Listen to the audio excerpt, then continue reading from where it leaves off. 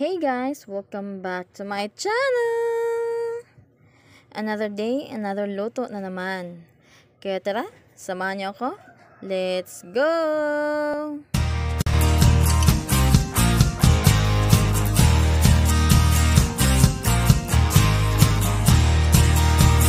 Ang lulutuin po natin for today ay budbud or suman malagkit. Ayan, meron po tayo ditong kalahating kilo ng glutinous rice. Ayan, isok lang po natin sa water ng mga 1 hour. Ayan, ito na rin po yung kinahid ko na coconut. Lagyan po natin ng isang basong tubig and gatain po natin.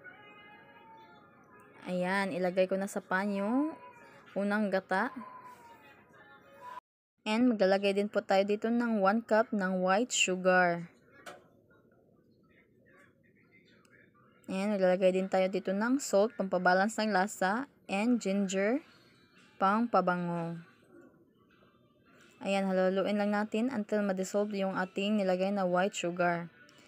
Bali, yung white sugar pala na nilagay ko dito guys, ay kung wala kayong 1 cup, yung 1/4 po na white sugar, tirahan nyo lang po ng mga 3 tablespoon.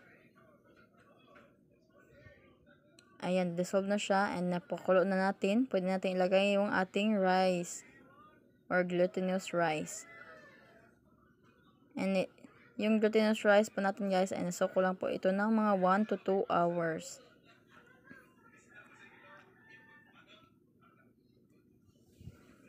Ayan, pag nalagay natin, continuous lang po ang paghalo guys.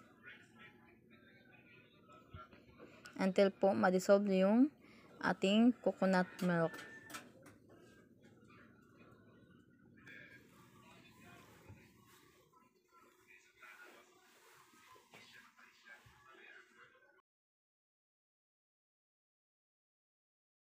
Ayan, kita nyo naman guys, medyo nag-dissolve na po yung ating coconut milk.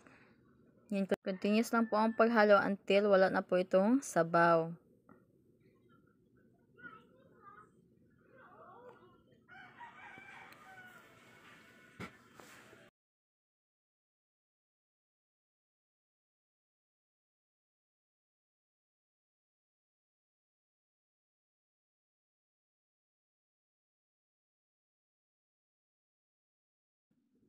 Ayan, medyo malagkit na po siya. Continuous lang pa rin po sa paghalo. Yan, continue lang guys. And guys, pag nakita nyo po na ganyan na po yung texture niya, pwede nyo na po itong tigilan sa paghalo. And takpan nyo po ito ng dahon ng saging. And lutuin nyo po ng mga 5 minutes sa pinaka low heat. Ayan, ito na po yung dahon ng saging natin. Napainitan ko na po ito sa apoy. And nahugasan ko na rin po ito. Ayan, mag-assemble na po tayo. Ayan po yung dahon natin saging. Maglagay po tayo ng isang kutsara ng niluto nating malagkit. Ayan, ganyanin nyo lang po guys. Bali, roll nyo lang po.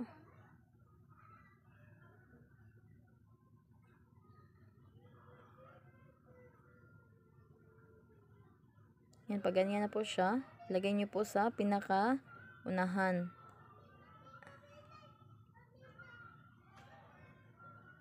And i-roll nyo po ng paganyan.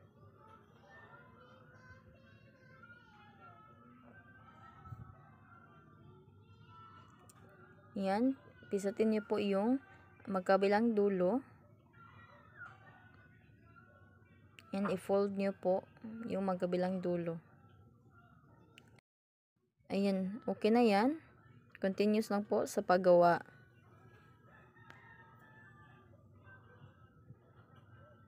Bali, dalawang klase din po pala ang pagluluto nitong budbud or suman malagkit guys. Yung iba po ay ini-steam. Gaya po na itong ginagawa ko, i-steam po natin ito. Yung iba naman po ay sinasaing po siya or niluluto talaga siya sa tubig. Yung iba naman po ay niluluto siya sa pangalawang gata. Bali, pagkatapos po siyang balutin ng dahon ng saging, sinasaing po siya ulit at sinasabuhan ng pangalawang gata. Pero itong ginawa natin ngayon guys, ay i-steam ko lang po ito. maybe sa susunod po guys, ay gagawin po natin yung isang version ng pagluluto ng budbud or suman malagkit. Ayan, pinagdikit ko lang po yung dalawang ginawa natin and saka talian po natin yung magkabilang dulo.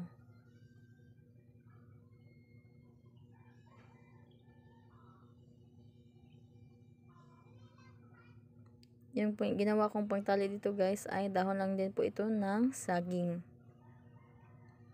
Ayan, ganyan lang po. Ayan, gawin po natin yung iba pa.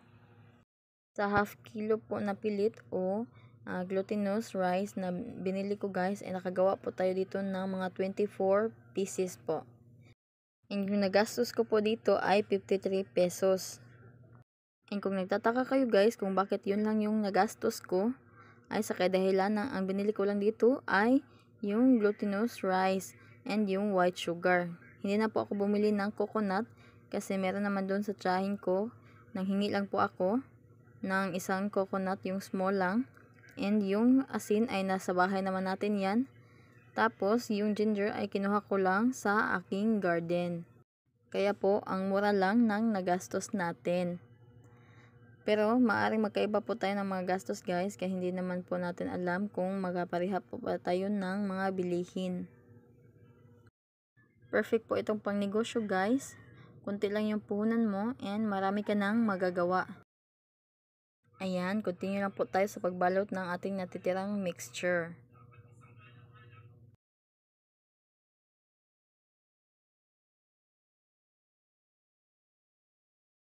Ayan po, ay patapos na po tayo sa ating pagbabalot ng ating mixture.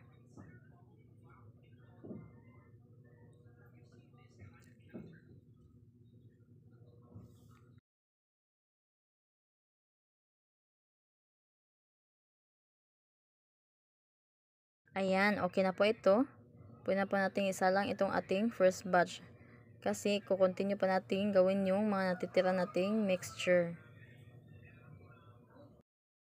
And okay na po ito. Steam po natin ito ng mga 1 to 1/2 hour po sa high heat para talagang siguradong maluto yung lahat. Ayan, luto na po yung ating budbud or suman malagkit. Try nyo pong gawin ito guys, napakasarap. Thank you for watching. Bye! God bless!